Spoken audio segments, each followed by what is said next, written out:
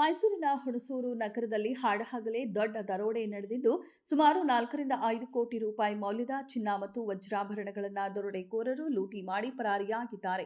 ಮೈಸೂರಿನಿಂದ 45 ಕಿಲೋಮೀಟರ್ ದೂರದಲ್ಲಿರುವ ಹುಣಸೂರಿನ ಚಿನ್ನದ ಅಂಗಡಿಯೊಂದಕ್ಕೆ ಬಂದೂಕುಗಳೊಂದಿಗೆ ಬಂದ 5 ಜನರ ತಂಡವು ಪಟ್ಟಣದ ಬಸ್ ನಿಲ್ದಾಣದ ಬಳಿ ಇರುವ ಆಭರಣ ಶೋರೂಂಗೆ ನುಗ್ಗಿ ಸುಮಾರು 5 ಕೆಜಿ ತೂಕದ ಚಿನ್ನಾಭರಣಗಳನ್ನು ದೋಚಿದೆ.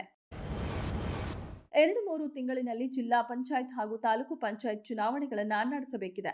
ಅದಕ್ಕೂ ಈಗಿನಿಂದಲೇ ತಯಾರಿ ಮಾಡಿಕೊಳ್ಳಬೇಕು ಎಂದು ಸೂಚನೆ ನೀಡಿದ್ದೇನೆ. ಪ್ರಿಯಾಂಕ್ ಖರ್ಗೆ ಅವರಿಗೂ ಇದರ ಬಗ್ಗೆ ತಿಳಿಸಿದ್ದು, ಮೀಸಲಾತಿ ವಿಚಾರವಾಗಿ ನ್ಯಾಯಾಲಯಗಳಲ್ಲಿ ಇರುವ ಕಂಟಕಗಳನ್ನು ಬಗೆಹರಿಸಿ 2 ತಿಂಗಳಲ್ಲಿ ಚುನಾವಣೆ ನಡೆಸಲು ಸಿದ್ಧತೆ ಮಾಡಿಕೊಳ್ಳಬೇಕು ಎಂದು ತಿಳಿಸಲಾಗಿದೆ ಎಂದು ಡಿಸಿಎಂ ಡಿಕೆ ಶಿವಕುಮಾರ್ ತಿಳಿಸಿದರು.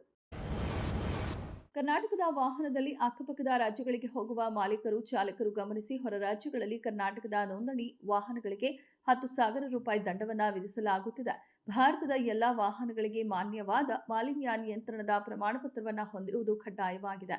ಒಡಿಶಾ, ಗೋವಾ ರಾಜ್ಯಗಳಲ್ಲಿ ಈ ಪ್ರಮಾಣಪತ್ರವನ್ನು ಪತ್ತೆ ಹಚ್ಚಲು ಎಐ ಮಾದರಿ ಕ್ಯಾಮೆರಾ ಅಳವಡಿಕೆ ಮಾಡಲಾಗಿದೆ. ಆದರೆ ಕರ್ನಾಟಕದ ಕೆಲವು ವಾಹನಗಳ ಪ್ರಮಾಣಪತ್ರದ ಅವಧಿ ಮುಗಿದಿದೆ ಎಂದು 10,000 ರೂಪಾಯಿ ದಂಡವನ್ನು ಹಾಕಲಾಗುತ್ತಿದೆ.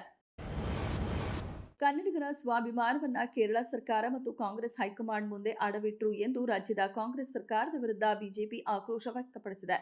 ಕೋಗಿಲು ಲೇಔಟ್ನಲ್ಲಿ ಸರ್ಕಾರಿ ಜಾಗದಲ್ಲಿ ಅಕ್ರಮವಾಗಿ ನಿರ್ಮಿಸಿದ್ದ ಮುಸ್ಲಿಮರ ವಸತಿಗಳನ್ನು ಬುಲ್ಡೋಸರ್ ಬಳಸಿ ನೆಲಸಮ ಮಾಡಲಾಗಿತ್ತು. ಈ ವಿಚಾರವನ್ನ ಕೆದಕಿದ್ದ ಕೇರಳ ಸಿಎಂ ಪಿಣರಾಯಿ ವಿಜಯನ್ ಕರ್ನಾಟಕ ಸರ್ಕಾರದ ವಿರುದ್ಧ ಕಿಡಿಕಾರಿದ್ರು. ರಾಜ್ಯ ಸರ್ಕಾರ ಕನ್ನಡಿಗರ ಸ್ವಾಭಿಮಾನವನ್ನೇ ಅಡವು ಇಟ್ಟಿದೆ. ಒಂದು ವೇಳೆ ಹೈಕಮಾಂಡ್ ಹೇಳಿದ್ದಕ್ಕೆ ಅವರಿಗೆ ಬೇರೆ ಮನೆ ಕಟ್ಟಿಸಿಕೊಡಬೇಕು ಅಂದರೆ ಕಾಂಗ್ರೆಸ್ನ ದುಡ್ಡಿನಿಂದ ಮಾಡಲಿ, ರಾಜ್ಯದ ತೆರಿಗೆ ಹಣ ಯಾಕೆ ಪೋಲು ಮಾಡಬೇಕು ಎಂದು ಟೀಕಿಸಿದೆ.